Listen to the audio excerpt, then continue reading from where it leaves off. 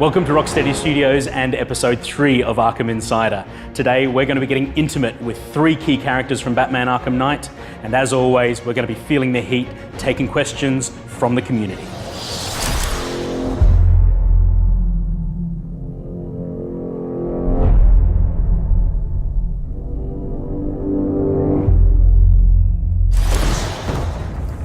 I want you to imagine a city.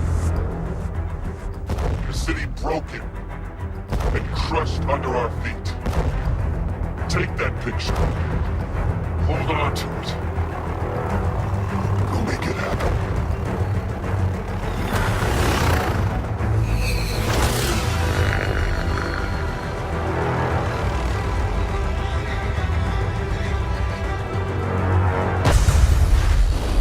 And here we are once again on the world's most comfortable couch. This time I'm joined by Rocksteady's lead character artist, Albert.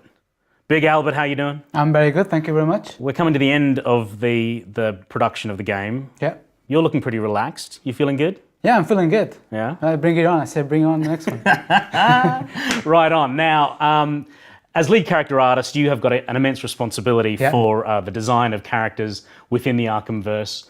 We're going to look at a few right here. The first one being the Arkham Knight, and what we know about him is he's the commander of this immense military force that has invaded Gotham City. So talk us through how the reality of his role in the game has influenced the design of him as a character.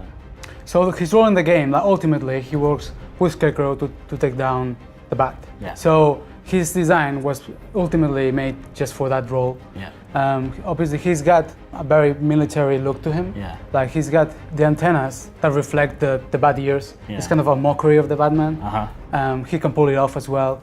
He also has this visor that has all sorts of information about what's going on in the city. Okay. You know, like It's like a heads-up display within his pretty much, visor. yeah, there's a map on the forehead. Sweet. He's got like a little other one there with all the drones are tracking everything that's happening in the city. Yeah. So that's his role. Right. And on the other hand, he's also a very military dude, right? So he's wearing this camouflage, and that's like it's being cloned to the whole of his forces. So Right.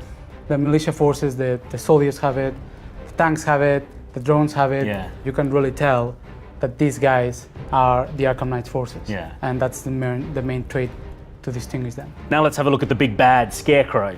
So clearly Scarecrow is the mastermind, the puppet master, Yes. the guy who's coordinating the forces of the Rogues Gallery to take down Batman as a collective force of evil. We haven't seen him since Arkham Asylum, and he didn't appear at all in Batman Arkham City. He's back in Batman Arkham Knight. How has that journey affected and influenced the character design of Scarecrow this time around? Well, Scarecrow, the message we're trying to send with this design is he's come back stronger than ever, meaner than ever. Yeah. It took ages to develop his face and the hood and the way everything works together.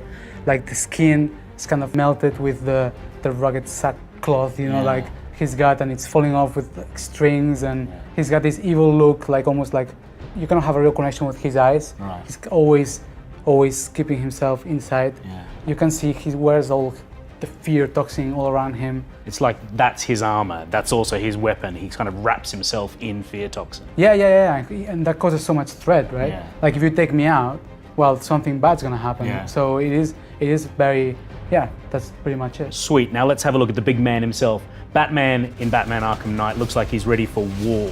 Talk us through the design of the new Batsuit. Well, in a nutshell, he's ready to take out the Arkham Knight forces. Yeah. He's ready to take out the Scarecrow. And yeah, the Batsuit needs to reflect that. It needs to reflect he's more flexible, he's stronger, he can move faster, he can take all the force that it takes to glide around the city at incredible heights. So the cape has been implemented not around the rim of the cowl, but underneath the armor padding.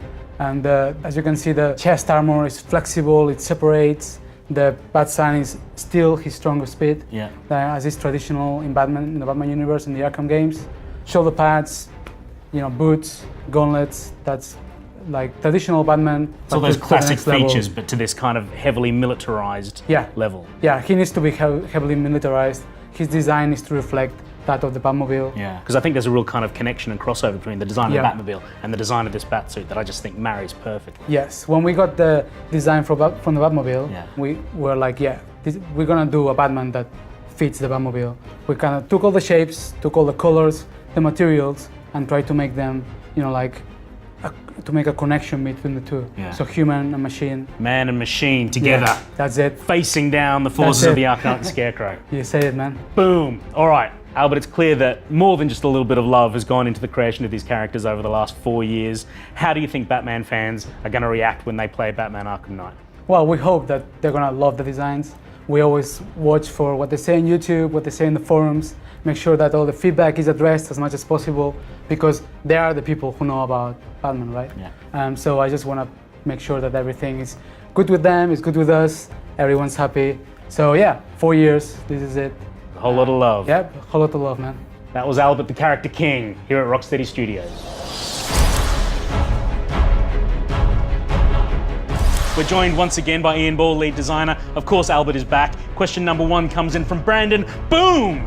And he asks, does the Batmobile get its own talent tree, like gadgets and physical abilities? Ian, this sounds like one for you. It is, and the Batmobile does have its own talent tree. You can upgrade the weapons, you can upgrade the different systems inside the Batmobile, which will allow Batman to eject higher and further out of the car quicker. Nice.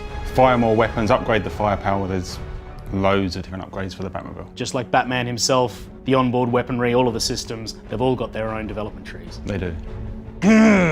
Number 2 comes in from The 10th, and they ask, what was the hardest character to adapt/design for the next gen graphics? Albert, this one's right down your street. I would say that was Poison Ivy. Okay. Getting that design to work is such realism, and then trying to get the subtleties on the skin and just trying to get that beauty and transferred into the next gen without, going too crazy. It was a real challenge. And it looks awesome. Thanks. Nice job. Question number 3, Headby asks, what was the design and decision-making process for the looks of the characters? Normally it starts with going to the design team and the script team, Yep. just seeing what's going on with the character, what story is behind it, what details can we get. Then we meet with the art director and we try to squeeze as many thoughts as we can, work on, like silhouettes, work on details, and then once we are hands-on, just keep on iterating through the character until the project's over, pretty much. Because you've been polishing for what feels like years now. Yeah, it's been a long process. Nice. Tagger 101 comes at us with this. How hard was it to find a balance between Batman and the Arkham Knight ability-wise, Ian Ball? Batman and the Arkham Knight are very evenly matched. It's like the immovable object and the unstoppable force. They're clashing. Batman's got the Batmobile, the Arkham Knight has got his whole military force behind him. Something's got to give, but which way is it going to go? Thank you very much for hitting us with those. We will get around to answering each and every other question that comes in as soon as we can. I wish we could do this all day long, but we can't. That's it for this episode of Arkham Insider. Let us know what you thought down in the comments, and we'll see you next time. And until then, be the Batman.